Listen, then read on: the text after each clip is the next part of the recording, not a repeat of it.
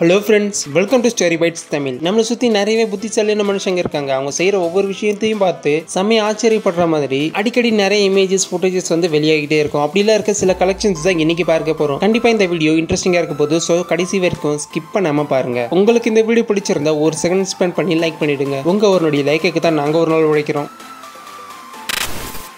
அப்போல்லாம் BPL, சாம்சங்னு black and white டிவிங்கெல்லாம் நிறைய இருக்கும். இப்போதான் மலிவான விலைக்கு எல்இடி டிவிங்கெல்லாம் நிறைய கிடைச்சிட்டு இருக்குங்க. அப்போல்லாம் இருக்கிற டிவியை வச்சு எப்படா வந்து ஓட்டுறதுன்னு சொல்லி நிறைய பேர் வந்து யோசிச்சுட்டு இருப்போம். அதுல கொஞ்சம் ரிப்பேர் ஆனா கூட அதை எப்படி நம்மளே சரி செஞ்சு தினசரி டிவியை பார்க்கலாம்னு யோசிச்சு வச்சிருப்பாங்க. அதுல ஒருத்தரோட டெக்னிக் தான் இது. அடி உதவுற மாதிரி அண்ணன் தம்பி கூட உதவ மாட்டான்னு சொல்ற மாதிரி இந்த இடத்துல டிவிக்கு முன்னாடி உருட்டு கட்டியோட இவர் நின்றுட்டு இருக்காரு. அப்புறம் டிவி ஓடாம இருக்கிறத பார்த்துட்டு ஓங்கி ஒரு அடி அடிச்சதும் ஒர்க் ஆகல. சரி, திரும்பவும் இன்னொரு தட்டு தட்டினதும் இப்பதான் அடி பலமா விழுந்திருக்கும் போல இருக்கு. நல்லா ஒர்க் ஆக ஆரம்பிக்குதுங்க.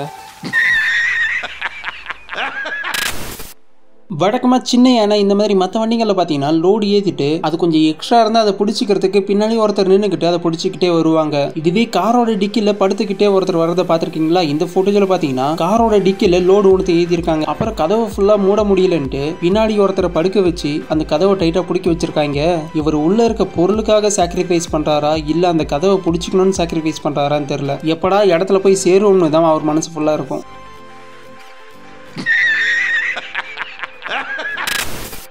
மவுஸ் ஸ்ட்ராப்னு நிறைய இடத்துல பார்த்தீங்கன்னா நிறைய விதமான பொருட்களை வித்துக்கிட்டு இருப்பாங்க. அதில் ஸ்டிக்கராக இருக்கட்டும், எலி மருந்தாக இருக்கட்டும், இல்லை ட்ராப்ஸ் ஏதாச்சும் இருக்கட்டும், எல்லாமே ரொம்ப எக்ஸ்பென்சிவ் தான். அண்ட் அடிக்கடி வாங்கி மாற்றிக்கிட்டே இருக்க முடியாதுல்ல. அதுக்காக இங்கே ஒருத்தர் பார்த்தீங்கன்னா எலி ட்ராப் எப்படிலாம் செட் பண்ணியிருக்காருன்னு பாருங்க. ஒரு கண்ணாடி நிற்க வச்சுட்டு அதில் இந்த மாதிரி வேஸ்ட் டின்னுகளை படியாட்டம் பயன்படுத்தி ஃபுட்டை வச்சு எலிக்கு ட்ராப்பாக மாற்றிட்டாங்க. இது வச்ச கொஞ்ச நேரத்திலேயே நிறைய எலிங்க இதில் வந்து மாட்டிக்கிச்சு. சமல விற்கிற விலைவாசிக்கு எப்படிடா பெட்ரோலை போட்டு நல்லா மாய்க்கிறதுன்னு சொல்லி நிறைய பேர் புலம்பிட்டு இருப்போம். ஏன்னா அந்த அளவுக்கு பெட்ரோல் விலை உச்சத்தை தொற்றுருக்கு. அதெல்லாம் சமாளிக்க வண்டியை வெளியே கொண்டு போகணும்னா இப்படிதான் கொண்டு போகணும் போல இருக்கு. பிடிச்ச புடி நல்லா உடம்பு புடியா இருக்கும் போல இருக்கு. அதான் விடாம அது கூடவே நல்லா ஃபாலோ பண்ணிக்கிட்டே போயிட்டு இருக்காரு பாருங்க. சடனா ஒரு இடத்துல மழை பெஞ்சதுன்னா வெள்ளம் பெருக்கெடுத்து ரோடெல்லாம் ஓடிக்கிட்டு இருக்கும். அந்த வெள்ளத்துல யாராச்சும் மாட்டினாங்கன்னா அதுல அடிச்சுட்டு போறது தாங்க வழக்கம். ஆனா இங்க ஒருத்தவங்க பாத்தீங்கன்னா நல்லா மழை பெஞ்சு தண்ணி தேங்கி இருக்கிற இடத்துல உடஞ்ச பிளாஸ்டிக் டேங்கை எடுத்து அதுக்குள்ள உட்காந்துக்கிட்டு ஜாலியா சவாரி போய்கிட்டு இருக்காரு ரோட்ல.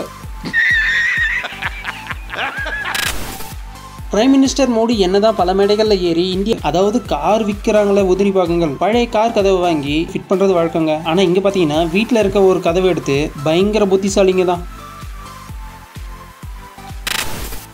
அடிக்கிற வெயிலுக்கு யாராலையும் வீட்டு விட்டு வெளியே போக முடியாத அளவுக்கு நிலைமை இருந்தாங்க. அதையும் மீறி போனாலும் கையில கொடையை கொண்டு போகணும், இல்ல பெரிய தண்ணி பாட்டிலா கொண்டுகிட்டே போகணுங்க. அந்த குறையெல்லாம் போகிறதுக்காக தான் இப்படிப்பட்ட ஒரு ஆட்டோ இருக்கு போல இருக்கு. எப்படி மாடிஃபிகேஷன் பண்ணி வச்சிருக்காங்க பாருங்க. இந்த ஆட்டோல ஏசி ஃபெசிலிட்டி இருக்கு. அதுவும் ஏர் கூலரை பின்னாடி செட் பண்ணி வச்சிருக்காங்க பாருங்க. செம்ம ஐடியா தான். அடிக்கிற வெயிலுக்கு நல்ல ஆப்ஷன் தான்.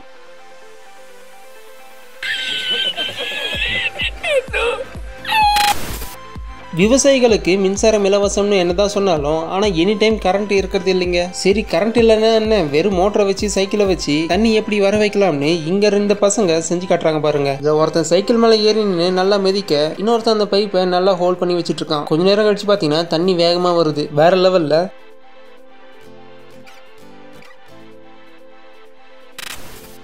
இதுதான் சொகுசான குதிரை வண்டி பயணமா இருக்கும் போல இருக்கு. குதிரை வண்டினா ரொம்ப சிம்பிளா இருக்கும். ஆனா இங்க பாத்தீங்கன்னா காரோட பாடியை தூக்கி குதிரை வண்டிக்கு மேல உட்கார வச்சு அதுல சவாரி கூட்டு போறாங்க.